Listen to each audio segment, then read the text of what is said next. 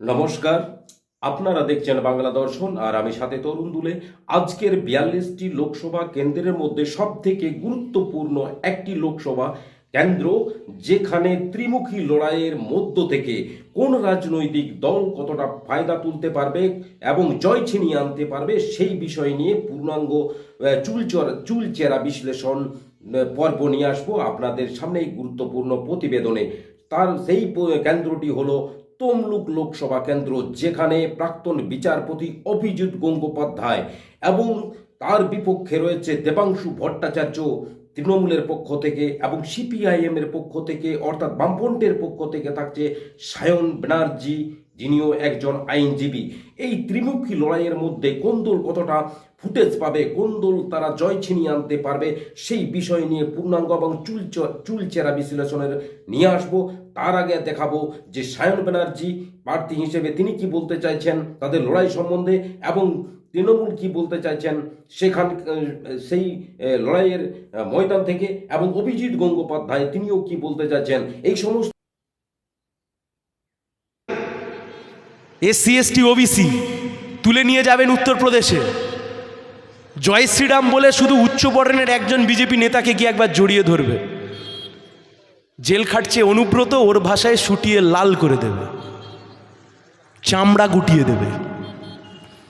এই হিন্দুত্বকে আজকে চাপিয়ে দিতে চাইছে বিজেপি। আমাদের লড়াই তার বিরুদ্ধে, আমাদের লড়াই এই ধর্মনিরপেক্ষতাকে বাঁচানোর লড়াই, আমাদের লড়াই সংবিধানের মূল ভাবনাকে বাঁচানোর লড়াই, আমাদের লড়াই বেকার যুবকের হাতে চাকরি তুলে দেওয়ার লড়াই, আমাদের লড়াই শেষ 12-13 বছর ধরে এই বাংলার বুকে বড় কোনো শিল্প কলকারখানা দেখা নেই।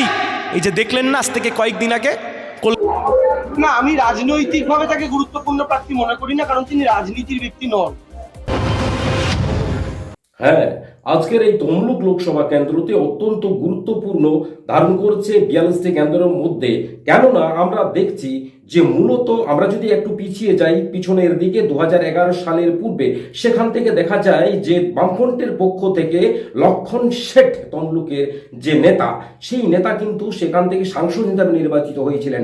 পরবর্তী সময়ে সেখানে দেখা যায় যে ভয় ভীতি সন্ত্রাস বিভিন্ন কারণের পরিপ্রেক্ষিতে একচেটিয়াভাবে তৃণমূল সেখানকার সাংসদ হিসাবে নির্বাচিত হয় তৃণমূলের পক্ষ থেকে, এবং সেটি যেটা নির্ধারণ করতো সেখানে পরিচালনা করতো শুভেন্দু অধিকারী।